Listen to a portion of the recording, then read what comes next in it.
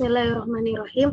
Assalamualaikum warahmatullahi wabarakatuh. Perkenalkan, nama saya Meilina Debi Saputri dengan NIM 22251900096, jurusan Pendidikan Matematika di Universitas Sultan Ageng Tirtayasa. Di sini saya akan membahas analisis real dengan subtema barisan dan limitnya. Yang kita bahas pertama yaitu barisan. Definisinya yaitu pemetaan X dari bilangan asli ke bilangan real yang memetakan tiap bilangan N anggota bilangan asli ke bilangan Xn anggota bilangan real disebut barisan bilangan real atau singkatnya barisan. Notasi dari barisan yaitu kita dapat tulis dengan X huruf kapital atau bisa ditulis Xn dalam tanda kurung. Atau bisa juga dengan menambahkan keterangan menjadi Xn dengan N anggota bilangan asli dalam tanda kurung. Atau dapat juga kita tulis suku-sukunya menjadi X1 di X1, X2, X3, dan seterusnya. Catatannya, notasi barisan Xn dengan N anggota bilangan asli berbeda dengan notasi himpunan Xn dengan N anggota bilangan asli menggunakan kurung kurawal. Misalnya, min 1 pangkat N dengan N anggota bilangan asli, barisan min 1, 1, min 1, 1, min 1, 1. Sedangkan dengan kurung kurawal, min 1 pangkat N dengan N anggota bilangan asli, himpunannya kurung kurawal min 1 dan 1. Dalam notasi himpunan, anggota yang sama tidak ditulis berulang. Maksudnya di sini min 1 pangkat 1 sama dengan min 1 pangkat 2 sama dengan 1, min 1 pangkat 3 sama dengan min 1, min 1 pangkat 4 sama dengan 1, min 1 pangkat 5 sama dengan min 1, min 1 dipangkatkan 6 sama dengan 1.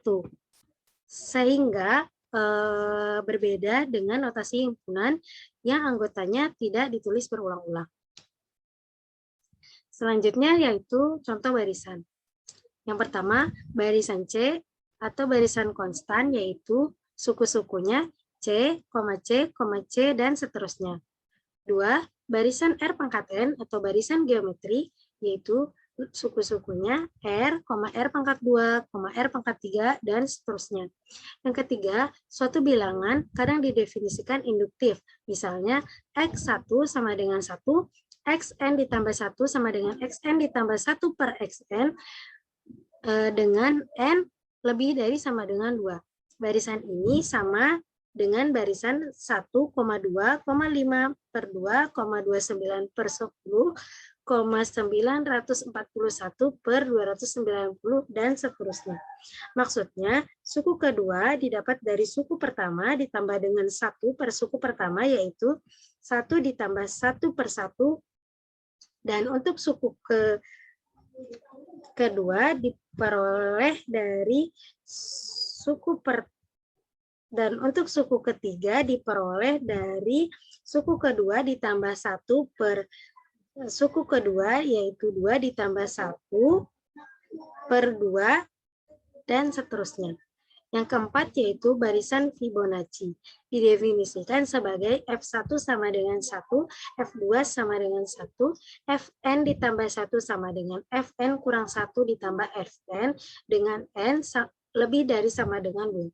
Barisan ini sama dengan barisan dalam kurung 1, kurang, 1, 2, 3, 5, 8, 13, 21, 34, 55, 89, 144, dan seterusnya.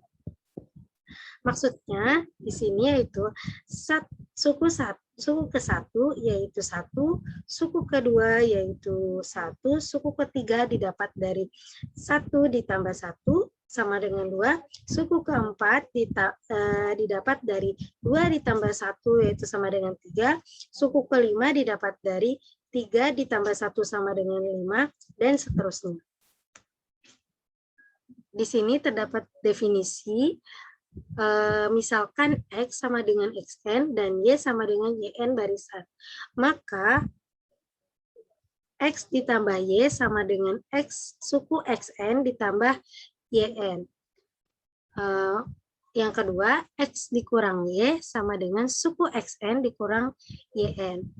Jika dikali, yaitu X dikali Y sama dengan suku XN dikali YN. Jika dikali dengan bilangan real, CX sama dengan dalam kurung C dikali XN.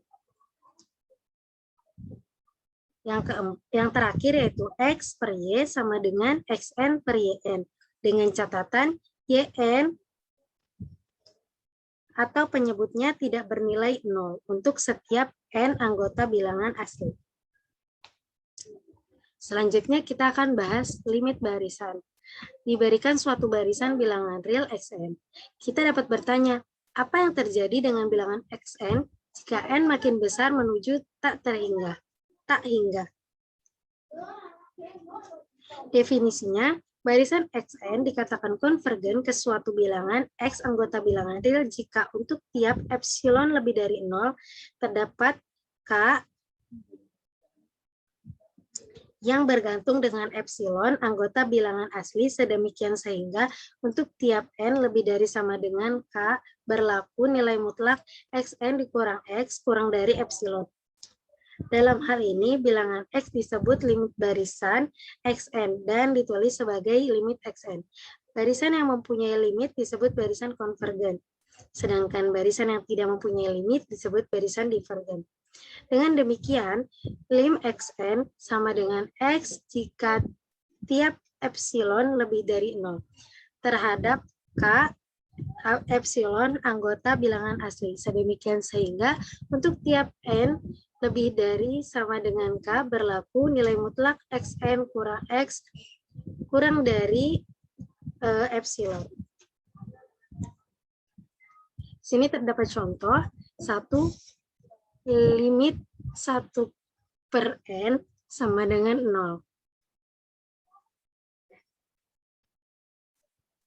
Bukti, ambil epsilon lebih dari 0 sembarang. Menurut sifat Archimedes, terhadap K anggota bilangan asli sedemikian sehingga 1 per K kurang dari epsilon. Akibatnya, untuk tiap N lebih dari sama dengan K, berlaku nilai mutlak 1 per N dikurang 0. Sama dengan 1 per N kurang dari sama dengan 1 per K kurang dari epsilon. Sehingga dari pernyataan tersebut terbukti. Yang kedua, limit 1 per 2 pangkat N sama dengan 0. Bukti, ambil epsilon lebih dari 0 sembarang. Selanjutnya kita pilih K lebih dari 1 per epsilon. Akibatnya untuk tiap N lebih dari sama dengan K berlaku nilai mutlak 1 per 2 pangkat N sama dengan 0. Sama dengan 1 per 2 pangkat N kurang dari 1 per K kurang dari epsilon. Sehingga terbukti. Selanjutnya kita akan bahas tentang ketunggalan limit. Di sini terdapat teorema jika Xn konvergen, limit barisannya Xn tunggal. Bukti dibuktikan dengan pengandaian. Misalkan Xn konvergen terhadap X dan terhadap Y dengan X tidak sama dengan Y. Ambil epsilon 1 per 2 nilai mutlak XY. Maka terdapat X1 anggota bilangan asli dan X2 anggota bilangan asli. Sedemikian sehingga untuk tiap N lebih dari sama dengan K1 berlaku nilai mutlak Xn dikurang X kurang dari epsilon. Dan tiap N lebih dari sama dengan K2 berlaku nilai mutlak Xn dikurang Y kurang dari epsilon. Agar nilai mutlak Xn kurang X kurang dari epsilon dan Xn kurang Y kurang dari epsilon itu dapat terjadi secara bersamaan, kita dapat memilih nilai K terbesar di antara K1 dengan K2. K1 dengan K2. Selanjutnya kita pilih M sama dengan maksimal K1 dan K2. Kita pilih yang terbesar di antara K1 dan K2. Selanjutnya perhatikan bahwa N lebih dari sama dengan M. Di sini, M di sini merupakan pengganti dari nilai K1 dan K2. Berlaku X kurang berlaku nilai mutlak X kurang Y sama dengan nilai mutlak X kurang XN ditambah XN dikurang Y. Kurang dari sama dengan nilai mutlak X kurang XN ditambah nilai mutlak XN kurang Y. Kurang dari XN dikurang Y.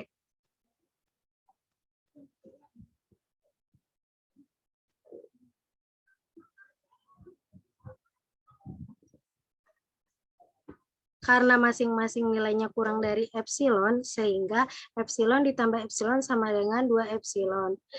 Selanjutnya kita substitusi epsilon di sini 1/2 nilai mutlak X kurang Y. Sehingga 2 dikali 1/2 nilai mutlak X dikurang Y sama dengan nilai mutlak X kurang Y.